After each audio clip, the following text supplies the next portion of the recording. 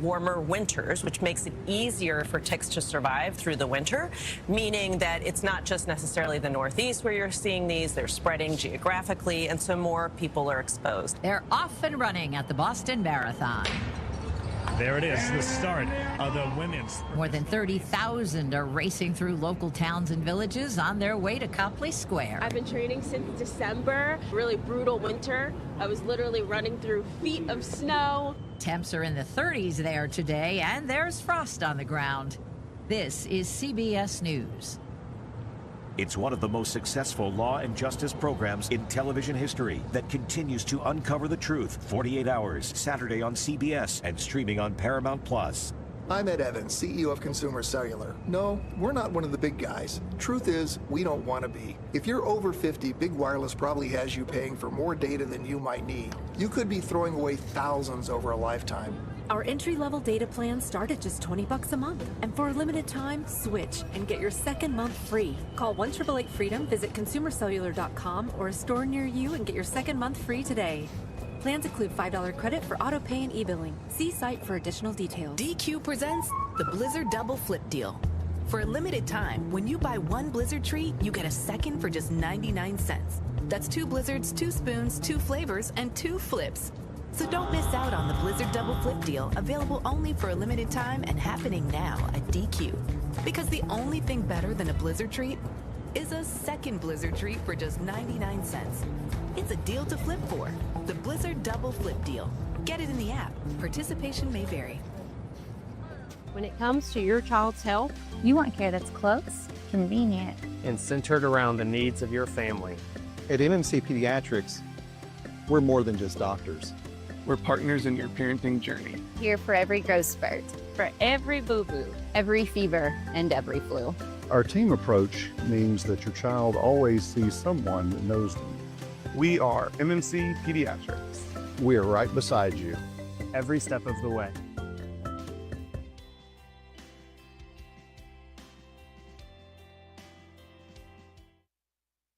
We're the Good Neighbor Network, FM 101.9 and AM 1450 Murfreesboro, FM 100.5 Smyrna, audio and video streaming at WGNSradio.com.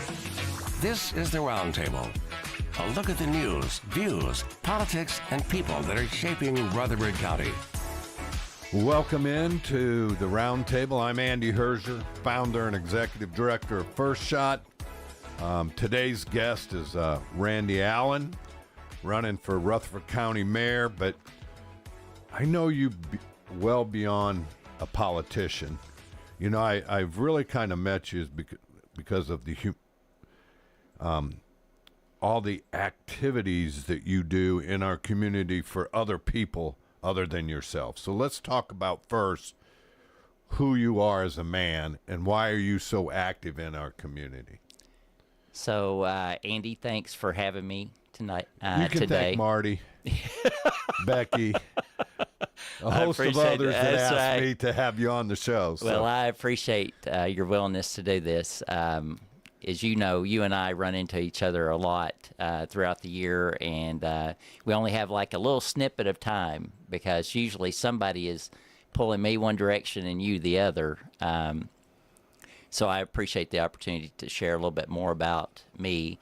I grew up here. I've grown up here in Rutherford County. I say to people all the time, you know, that I was here before Nissan, which is even more important now than were you born here, because there's so many people that have moved to our community because of Nissan, because of the suppliers for Nissan and the other industries in our area. So, you know, I graduated from Oakland. I graduated from MTSU. I've been married to my wife, Cynthia, for 34 years. So, you know, we have built our life here, and our family is here. My mother and father moved here because of retail. He was the manager of Big K that was eventually bought out by Walmart. And we just, you know, we loved it here. We loved what was here and how things were in the mid-'70s. And I met many of my lifelong friends after we got here.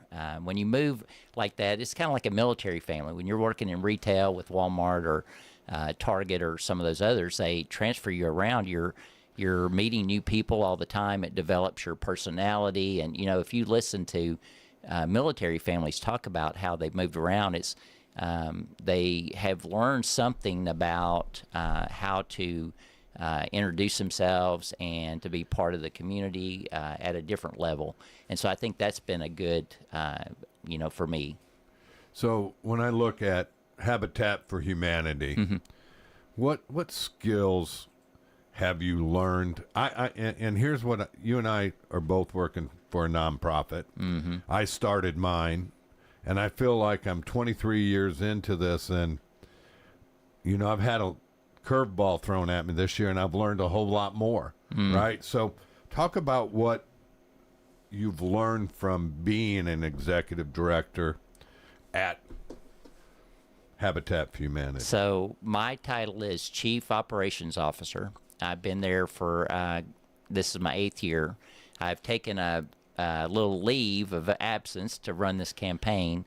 But what's interesting about what I am doing and what I have done over the last 8 years and previously when I was with United Way, a lot of that skill set translates the fact that you need to meet people where they are and look them in the eye and shake their hand and build trust and a relationship. And I think that has served me well.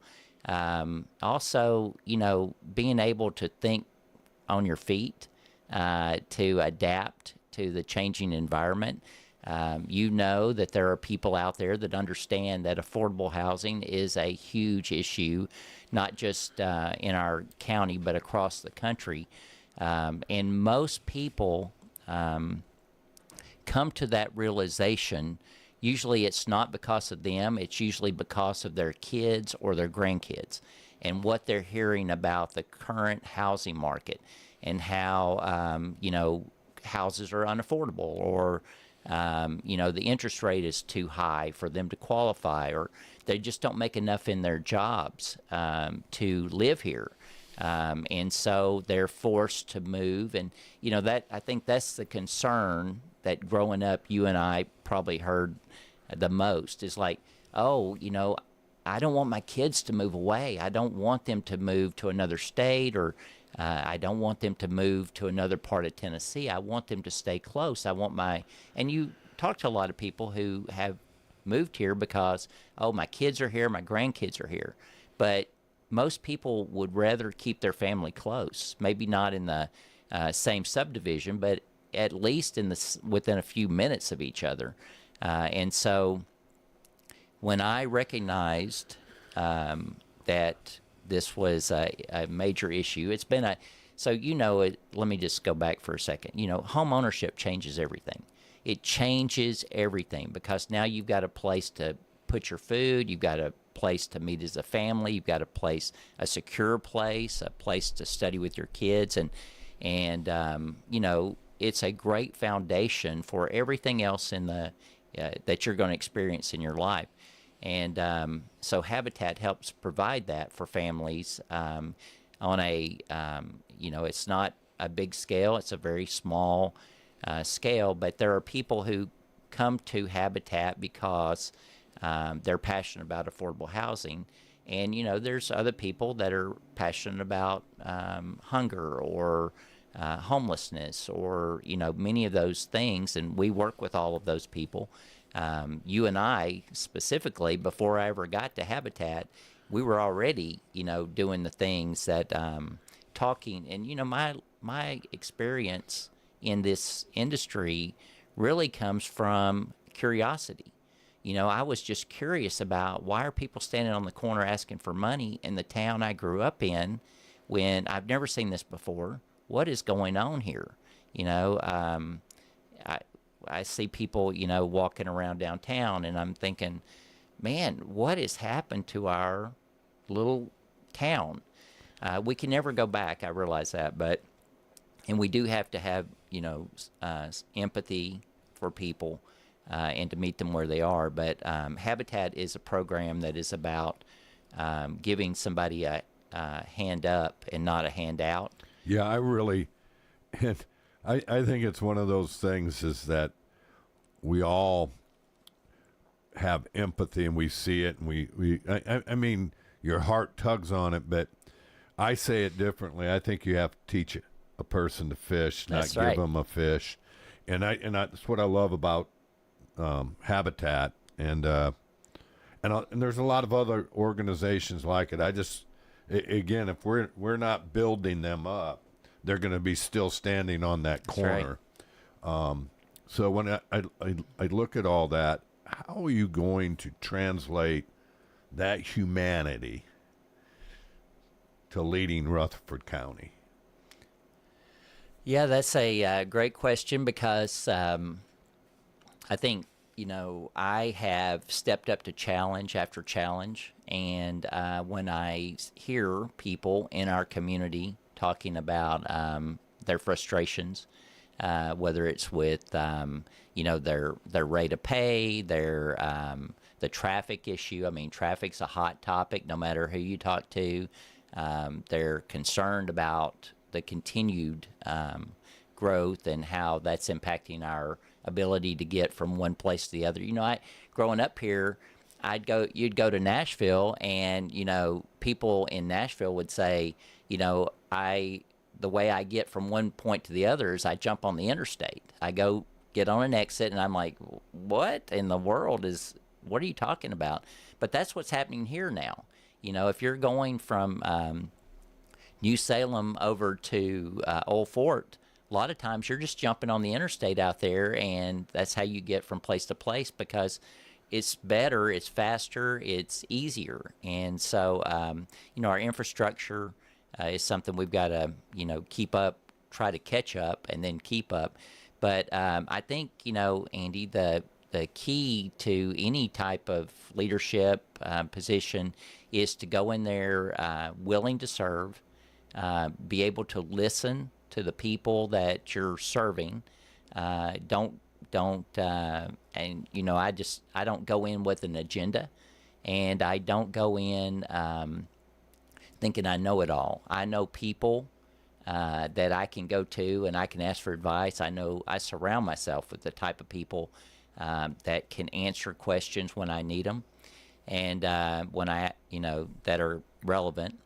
And I think that in the course of day-to-day operations, it's a matter of trying to be as efficient and to do more with what you have. And just like your household budget, you try to keep it in a manageable. You don't want to be over budget every month after month after month, and so I think that serves me well too. I'm already a frugal person. Well, I would call it fiscal responsibility is a huge issue. But I'll give you this on the traffic. I view it a little different. And here's my view. That traffic is a blessing. And here's why. If we had no traffic, we'd have no people. And, leave 15 minutes early. Yeah. I mean, we're always in such a rush. Mm-hmm. So again, for me, I look at the traffic and say, man, this is going to help First Shot. Yeah. It's going to help Habitat for Humanity, and it's going to help Endure Athletics. It's going to help FCA. It helps all the nonprofits, mm-hmm. the growth here. And if we have to put up with a little traffic, I'm okay. So I think we get the wrong perspective because traffic as a county mayor, how many miles of roads, right, are you really responsible for? We have state roads, city roads, and it's all working together. That's right. So traffic is always going to be, somebody's going to be mad about it. That's right. You're not going to cure that. That's right. You just got to, that's right. You've got to be able to adapt. Adapt. That's exactly right.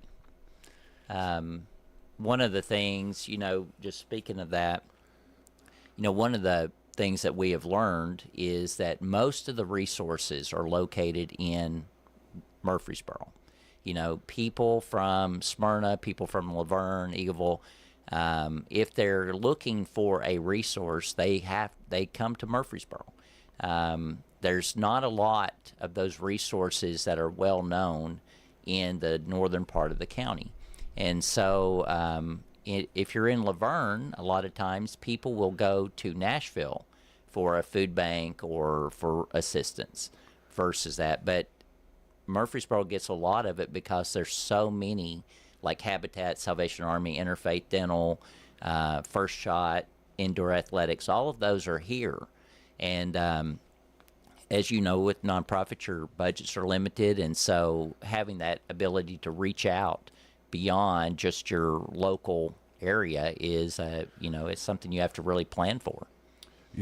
And again, what I'm hearing is you're going to be the mayor of the whole county. You're going to be the mayor of Eagleville to help them, Laverne, and they all have unique issues. Yep. And so how do you form that coalitions with the mayors? How are you going to go about it, Randy? So I will just say, the thing that sets me a little bit apart is the relationships I have with each of those leaders, Shane, Mary Esther, Jason, Chad. We chat at different times. We talk about issues when, and I'll just tell you, let me just sidetrack here for just a second. So, it's interesting what you hear while you're out campaigning. People tell you different things. And I was up in Smyrna the other day, and a lady, was asking me about, funding for a program her daughter is in the high school. And she said, so I just want to let you know I really haven't decided who I'm going to vote for yet. I just think the world of Mary Esther. I see her in the grocery store, and, she's even pointed out sometimes that the chicken is on sale. And I just think so much of her. And I said, ma'am, I think a lot of her too. And I'm not running against her. I'm running for county mayor. Oh my. I'm so embarrassed. I did not realize there was a county mayor. Yes, ma'am, there is. And we're not in competition. We will work together. And so I think it's interesting, that a lot of people don't realize there is a county mayor and then 4 city mayors in Rutherford County. But having said that, we will all focus on the issues. And I think a lot of times we need to be, at the table together. You think of how seldom you see a issue being addressed by multiple municipalities and the county working together, and it's. I mean, you've got to form a coalition between our state representatives, our local mayors. I mean, it just to get a road done. That's right. right. I mean, people don't realize the really how you have to form that coalition, because so much of our money comes from the state. The state hands it down from the federal government to get road work done. And, I didn't realize how many of these are real state roads. Murfreesboro's got it. And then you have federal, interstates running through it. It's crazy how much. That's right. And I was over end of last week, I think it was Thursday, over here at TDOT. TDOT's got an office right over here off of Bridge Avenue. And I went over there and was talking to those guys about, the 10-year plan, the 3-year plan for projects and stuff. It's interesting because, Shane McFarland told us, it's probably been a year or two ago, but, I didn't realize that the way TDOT operates is they move your projects up based on the availability of the funds to match their funds. And so if you're not matching their funds, you're just out in the wind, just twisting. So we definitely got to come up with, that's one of my other things is that I'm a very proactive person. I don't like to be reacting to things. I like to plan for today and 5 years from today and 10 years from today, and let's figure out, because something we do today may not make a difference today. It'll, we'll see it in the future. So I think that's a key element to all operations, but especially when you're working with, like we do with in the nonprofit community, you're working with the board of directors all the time, and so that's the same as working with a commission in a lot of ways. You're going to them with your vision. They're coming to you with their issues that may reshape your vision, and there will be some things that we can do quickly, some things that'll be long term. But here's something I learned, Andy, mid-career for me, but the 7 habits, one of those is think win-win, and I always try to think about how not only will it benefit me, but it will benefit the person that's across from me. So, or the organization or the, so we have to start with that and think about, not every answer can be yes, but it can be maybe, and very seldom is it just no. Every once in a while it is, but as well as I do, like you said earlier, we just adapt to what the issue is in front of us. Well, you've worked with the board for a long, long time, United Way, Habitat for Humanity. I've worked with the board, and it's not that the board members aren't good, but inherently where you gather 2 or 3, it becomes dysfunctional. Yeah. And now you've got, 21 commissioners. Mm-hmm. And they all have a different view of what's important and what's not important. Mm-hmm. How do we, again, solve that issue of that dysfunction of everybody having what they want and come together for the greater good of the people living here? I've seen enough, because I had to go through leadership Rutherford. Yeah. I didn't have to go. I went through. Yeah. It was one of the greatest things I ever did. But to see the dysfunction in those meetings, how are you going to gather up and have your vision go? Well, I think Leadership Rutherford is really where my eye-opening happened. I just realized that, wait a minute, I can't believe all of these things are going on in the background. No wonder we're having such a hard time moving forward. If everybody comes to the table with their own agenda, then we are in a situation where, nobody wins.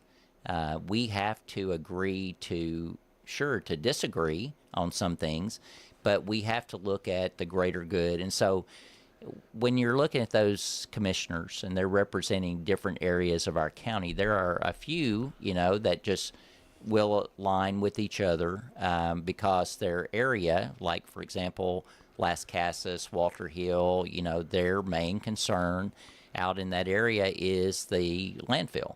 And they want it closed. They're, the roads are extremely dirty. The smell is really bad. And the thing about a commissioner maybe over in the Christiana area, that's not what they're hearing about. They're hearing about, hey, these houses are being built out in the middle of nowhere, and it's hundreds of houses.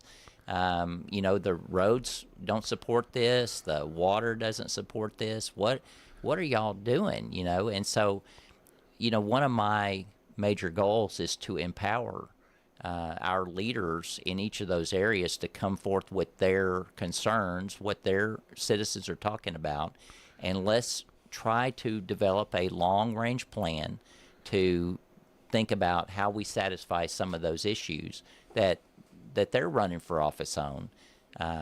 But also, we have to, this role, you have to empower your department heads to be, to operate professionally and develop their leaders within their departments.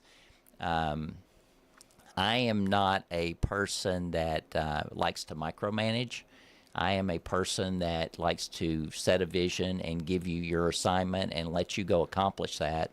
And the result is what I want to, what I think the positive result is what we need from that. But that's kind of how I like to operate. That's my leadership style. Check-ins and let me know how you're doing. Let me know what you need, how we can do a better job of what you're trying to accomplish. And there's some major projects in our county that are going to have to be accomplished in the next 4 to 8 years. So, well, we're going to take a break and be right back with Randy Allen.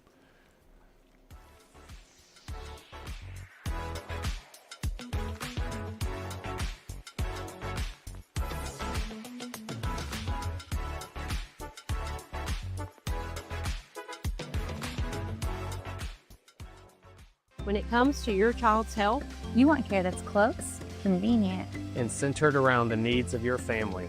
At MMC Pediatrics, we're more than just doctors. We're partners in your parenting journey. Here for every growth spurt, for every boo-boo, every fever, and every flu. Our team approach means that your child always sees someone that knows them. We are MMC Pediatrics. We are right beside you. Every step of the way. First Shot transforms Rutherford County youth. Coach Andy Herzer leads dynamic basketball camps and clinics, building skills and character since 2003. Kids dive into exciting STEM projects, sparking creativity through hands-on coding, art, and dance. They elevate their mind, spirit, and body in summer and winter programs. Visit FirstShotTN.org today to learn more. First Shot, where kids gain, elevate, and develop. Rise and shine. It's early voting time. I'm Melissa Harrell. As your circuit court clerk, I'm focused on one thing, making our legal system work better for you. I've modernized technology, protected your records, and ensured your tax dollars are used wisely. But to keep the progress going, I need your help. Early voting now through April 30th, Election Day, May the 5th. I'm Melissa Harrell, and I'm asking for your vote. Paid for by friends to elect Melissa Harrell, Doug Bodery, Treasurer.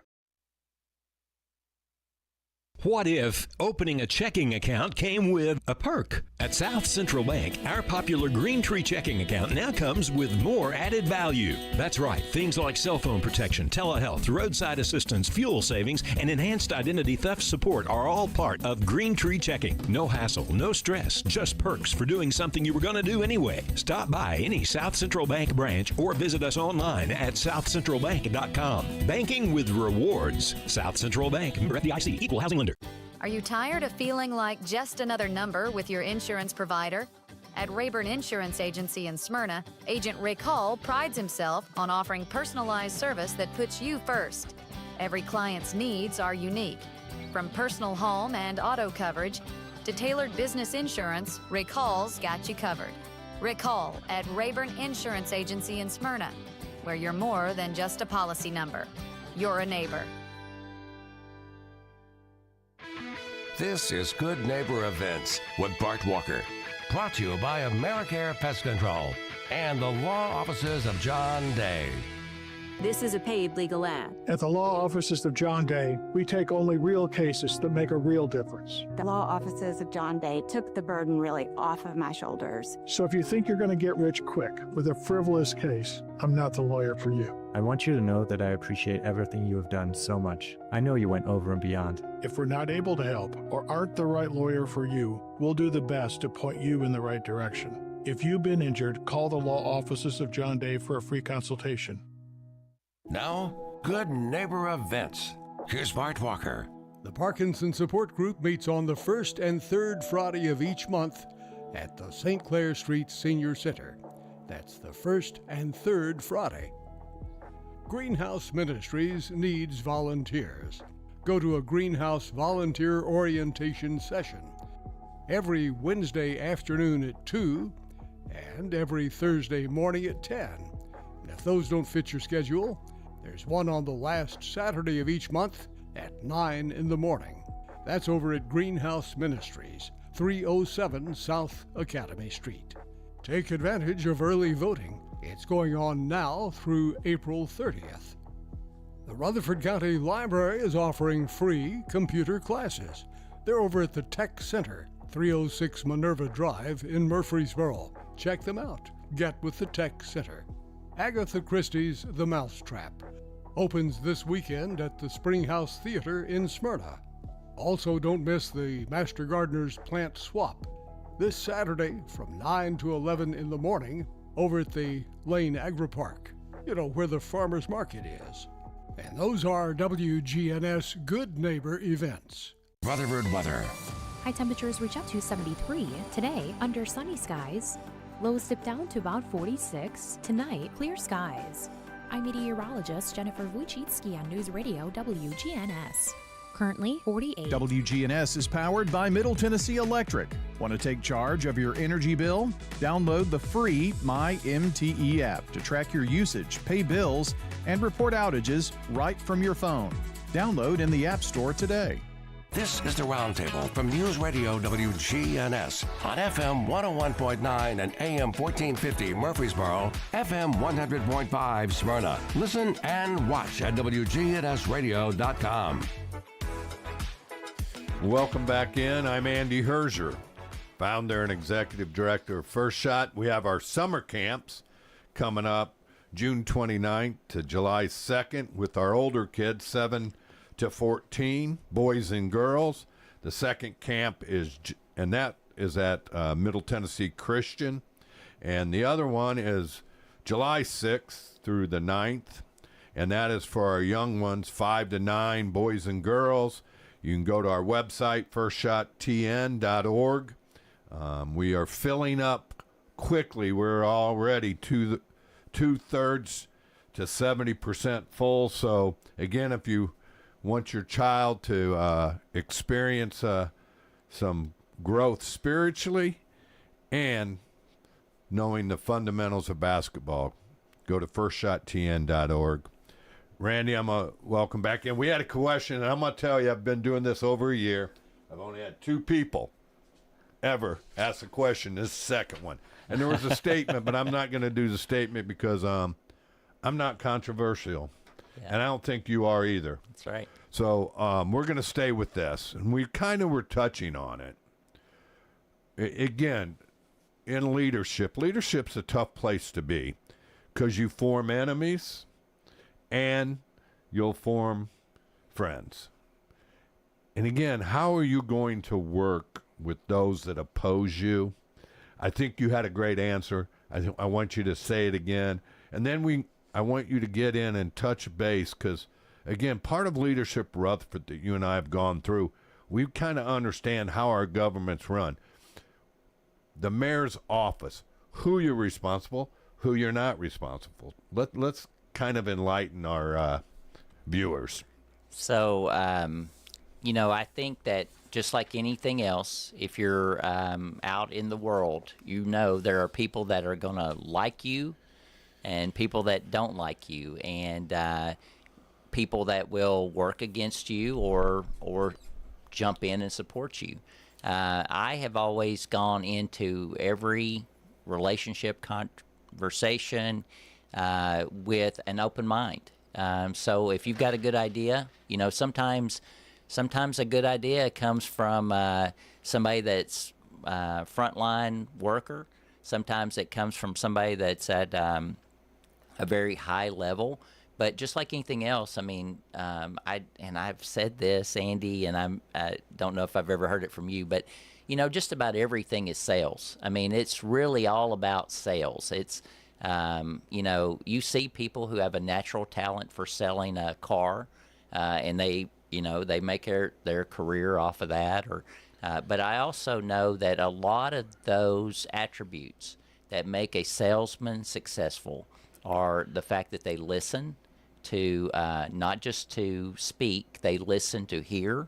And because of that, you can form an opinion and then you have to forward that opinion. So I plan to meet with every commissioner, anybody that wants to meet with me, talk about, their concerns, their issues. And I was telling you earlier, when you're out campaigning, you're in areas where maybe you're not normally at, and people see you and they want to talk to you about, hey, what their issues are. A lot of times they don't know who their commissioner is. They are, commissioners are a part-time job. They, although many of them work it like it's a full-time job, they are only up for election every 4 years, just like the county mayor. And so, when they usually have another job that they're working at. So they're not seen as much maybe in some communities, although there are commissioners that I've seen having town halls every month or quarter, which I think is a great idea. And that's part of my plan, is to spend more time outside in the communities that surround us and actually listening and talking to the people rather than just being behind a desk every day. Although I have been told that that's a lot, that I'll be spending a lot of time behind a desk. And, that's just like anything else. It's a balance. It's a work-life balance type thing.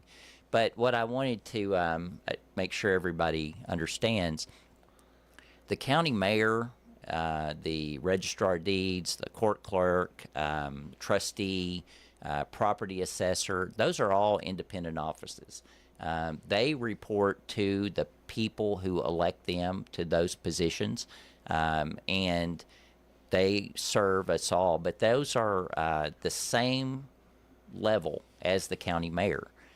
There are certain responsibilities that fall on their offices that the county mayor is not responsible for, and there's certain duties and things that fall in the county mayor's purview that the property assessor, registrar of deeds, that they don't have to deal with every day. But they manage their own offices. Their budget comes from the county commission. So that's really the biggest interaction on a day-to-day basis. And so it's important that people understand. Also, the county mayor is not the boss of the city mayors. So those don't report to the county mayor either. So you're going in as a equal, in some cases, the cities have more power, if you think about it, to control traffic and traffic lights and things like that you interact with every day than the county mayor does. The county mayor is really, our county mayor represents our unincorporated areas, as well as the people inside the cities. But on a day-to-day basis, most of the operation of this county is about the department heads. So what those are doing, the public safety, things like that, not the sheriff's office. The sheriff's office, and the sheriff is a constitutional officer. You elect him every 4 years, and that's he reports to you. That's his outside of the state. That's one of the things that I think has been, from what I'm hearing, out on the campaign trail, is that people are just frustrated with the fact that there's been this conflict between offices, between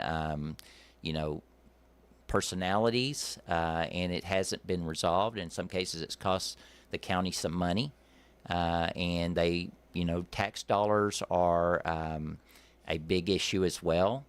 They don't want more tax burden on them. I think, was it 4 years ago, we had the biggest tax increase in my lifetime, but it was compounded by the fact that it was at the same time that Murfreesboro had a tax increase. And I think I heard Shane say the other day that's like the first one that he had or something. So he wants to, they're not projecting a tax increase this year. I think there's some things that frustrate people out in the community, and those are some of the high level ones. So I have a different thought, and you can correct me, and that's why we're here. Sure. I think there's got to be a balance of what we pay in taxes and then what we demand. See, I think we demand as a community, we want to be safe. Well, there's a cost to that. All right? We want to have good water systems, and who's going to take our trash? There's a cost to that. And we want good schools. Well, there's a cost to all of that. And we can't always be the cheapest and expect to have great results. That's right. So my question is, how do you balance that of getting our schools, our teachers, our police, our firemen, our EMT, the proper equipment, the proper pay, and how do we handle some issues that have been kicked down the road, right? We've kicked stuff down the road. That's the natural thing in politics. So how are we going to handle those things? Well, finances is, a limiting factor in just about everything we do. I mean, it's just from your household to your organization that you work with. So, it's going to be a limiting factor. But, I've had a lot of success being able to find in budgets additional resources. And just like, one of the things that I think a lot of people don't realize is how many good organizations. I don't need to go recreate the wheel. If I've got somebody telling me, hey, we've got a homeless problem, well, I know several people who deal with that on the front line every day. Journey Home, Salvation Army, Coal Patrol, Coldest Nights. I mean, we can just go down a list of organizations. The first thing I would do is bring those to the table and say, hey, this is what I'm hearing. Tell me what you're doing to that. Is funding a factor? If that's the factor that's holding you back from, growing your organization to the capacity to meet those needs, it's just like housing or, food, whatever those type of issues. It's just that we don't need to, what was it that Reagan said about, I forget how many words, he said, the worst thing you can say is I'm from the government and I'm here to help. The first thing you want to do is listen and find out, what is the issue and who's already working on it, and how can we help that that organization, or perhaps there's something we don't know about, that get to the capacity they need. And just like your organization, I mean, people, if you're outside of the Murfreesboro City school system, you may not have access to an after-school program or a camp, something like that, but you have stepped up and you provided that, and your organization hits on a certain thing. You think about indoor athletics, they have their own little focus, but you've already said, you work together. So why wouldn't we be doing everything we could to work with you? It's to me, what we're called to do from God is come alongside That's right. Each other and help provide those needs. One organization can be blessed more than the other, and that doesn't mean that the other's not more important. That's right. Or as important. And I think I've learned that. But at the end of the day, we live in such a great county, Randy. It's a great county. And do we have issues? Will we have issues? Sure. The answer is yes. And so again, going forward, what are the real hot topics for you to help try to solve? So one of the things that I grew up with a lot of respect for law enforcement. I've got several friends that are in in that first responder category, and everybody says, like I was telling you, they have their certain issue, but underlying all of that, if you don't have a solid foundation built on public safety, none of this matters, because the thing that people want is when you've got a problem, they want somebody to show up, and they want them there a lot of times as quickly as possible. We've got people in our community right now that are our servants that go to church with us. They buy things from our businesses. They are they're out in our community keeping us safe. And a lot of times, maybe you don't see them. You know, you may not recognize them as being that person, but these public servants, and I'll just add to that teachers are part of that. So I just heard the other day, and once again out talking to people, you know, that the sheriff's office had a trainee, and he had gone through his entire 1 year of training and gotten to the point where he's ready to go be a full-time sheriff's deputy, and he found another job outside of this county. We'd spent somewhere between $85,000 and $100,000 getting him trained, and he moved to a different, not moved, but went to work for a different county or municipality. I don't know the detail of that, but a lot of times it's for $15,000. So we spent $100,000 and lost him for $15,000. So the $100,000 or $85,000 to $100,000 is a static number. That's what it takes to prepare a deputy. And it doesn't matter what county they're in. Mm-hmm. That's right. I mean, for, you know, our neighboring county of, you know, Woodbury and, you know, or Bedford or Coffee, it costs $100,000. Mm-hmm. And it's all about retention. That's exactly right. And a lot of times that's based on, you know, the retention is based on something that, like pay. And you know, Andy, when you're thinking about a firefighter, you know, and all of the training and preparation that somebody, a young kid. So I was at a funeral. Let me just say this. I was at a funeral for a person the other afternoon who had been an SRO officer here. And he had this extensive career. He had grown up. His dad had been the sheriff, I believe, of Wilson County. He had grown up here. He had grown up there. He had come here to work for the Murfreesboro City Police. He eventually became an SRO officer. But, you know, he gave his entire life to that career. He started you know, obviously growing up in it, but he started his career at 16, 18 years old, working toward achieving his goal of being a law enforcement officer. And we know that kids are doing that today, but can we keep them here in Rutherford County? Can we keep, I don't want necessarily our resources going somewhere else. I'd rather them stay here.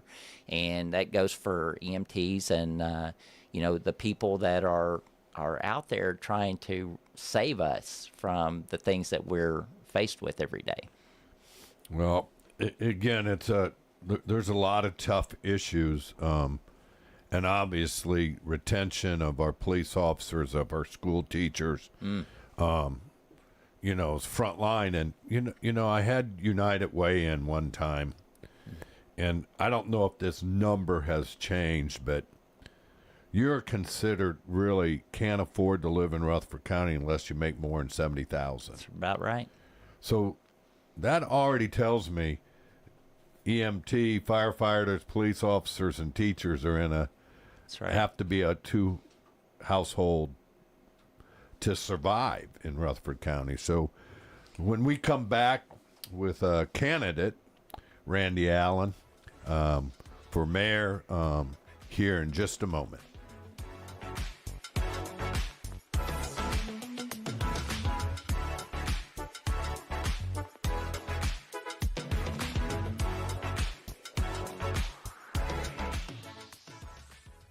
When it comes to your child's health, you want care that's close, convenient, and centered around the needs of your family.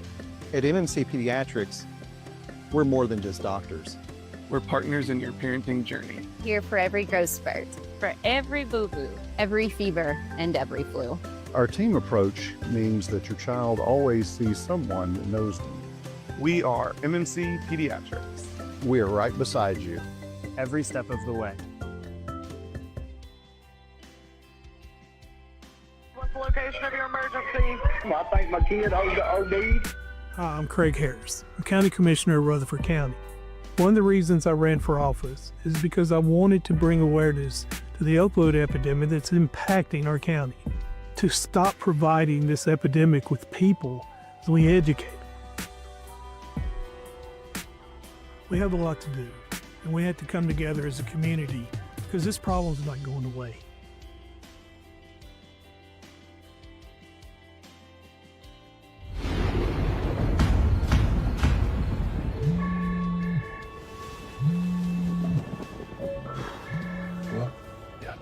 I'll be right there.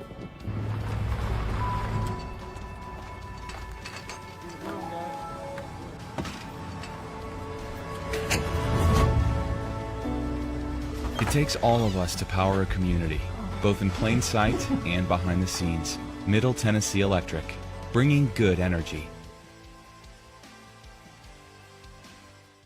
Local farmers, local meats, vegetables, and other produce at the Winter Spring Rutherford County Farmers Market. Up and make your way every Friday at Lane Agri Park. Hi, I'm Clarissa Smith, candidate for School Board Zone 4. This election is about the quality of education our children receive today. We must get back to the basics and ensure our students focus on academic excellence. I'll stand for high standards and a student-first approach every single day. I'm Clarissa Smith, humbly asking you for your vote for School Board Zone 4. Paid for by Friends of Clarissa Smith, School Board Zone 4. Clarissa Smith, Treasurer. This is Pastor Nikki Ajapong, lead pastor of Holy Hill Chapel in Murfreesboro. Here are sermons on WGNS every Sunday night at 7:30. Extending the love of God. Reviving the community at holyhillchapeltn.org. Hey folks, it's Chip Walters from Exit Realty Bob Lamb & Associates, helping Middle Tennessee make smart moves in a fast-moving market. Whether you're buying, selling, or just exploring your options, you deserve someone who knows this community and treats your goals like their own. From first-timers to long-time homeowners, I'm here to guide you with clarity, confidence, and a steady hand. When you're ready to make the next move, start with someone you trust. Visit choosechip.net and let's make your 2026 move the right move. Listen up, Rutherford County. Join the Crypto Learning Center Tuesday, April 21st at 6 p.m. for barbecue and crypto. It's happening at the Holiday Inn Grand Ballroom in Murfreesboro. Enjoy a free barbecue dinner from Slick Pig while also learning about cryptocurrency. No pressure, no obligation. They're giving away over $500 in crypto, and the first 25 people to register and attend are guaranteed free crypto in hand. Seating is limited. Register now. GetHonestMoney.com. That's GetHonestMoney.com.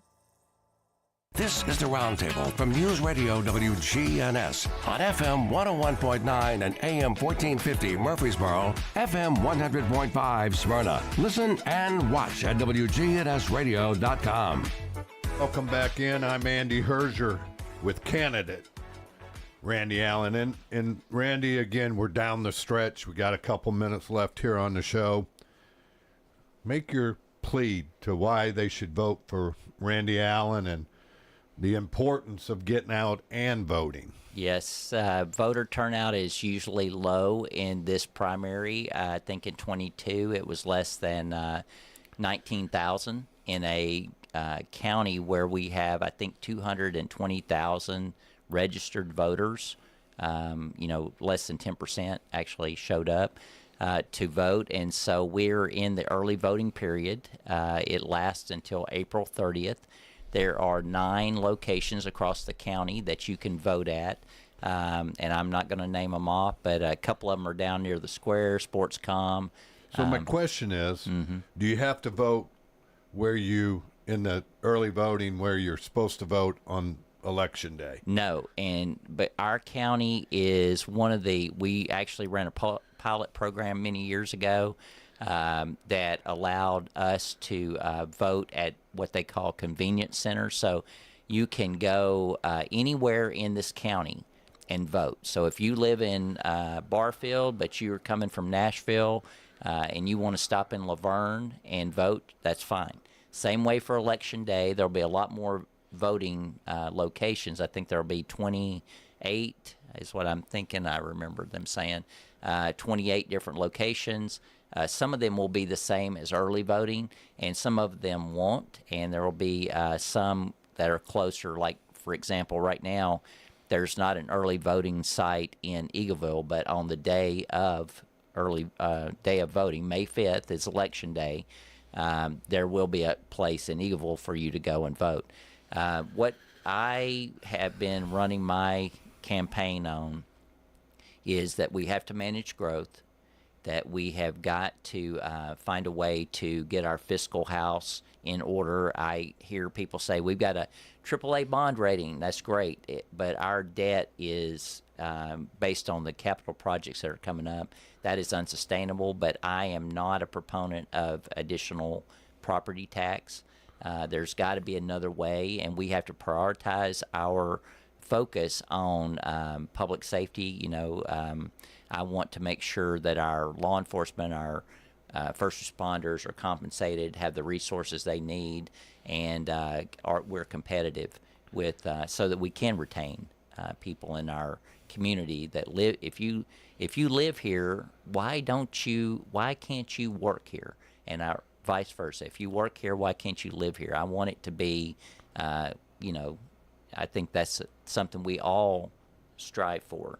And, Andy, there's a lot of opportunity out there for us to find new and expand our tax base.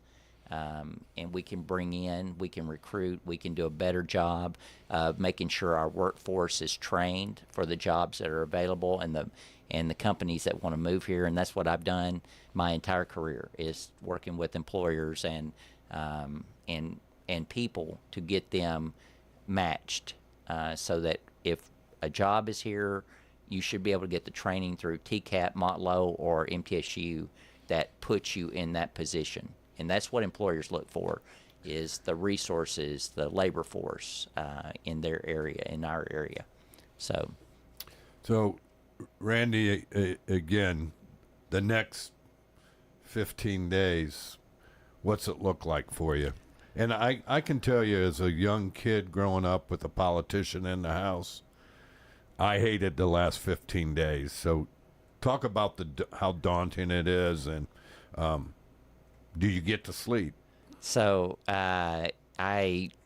somebody asked me that the other day, and really you just go until you fall out, and then you wake up and you start going again. I've got some great volunteers with me, people that you and I know, Becky Clayton for one, and Robert Ellis, and Janice Sauls, and just a list of people that are showing up and representing my sister, my mother, going to different places and doing different things. But as I was telling you earlier, I'm being invited multiple places where the events are overlapping, or things that throughout the day. I mean, I had to take a leave of absence so that I could just try to be where I need to be with the people that I want to represent and listen to their concerns, and that's what I spend my day doing.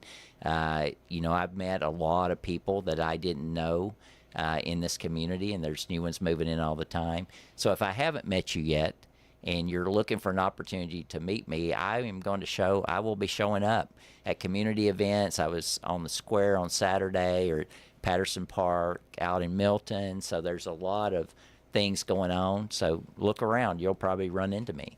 So, again, I find it very interesting is that I don't think we know a lot about all the community events that go on here either. That's exactly right. I mean, sitting here listening to you've been in parts of our county that I probably haven't been in.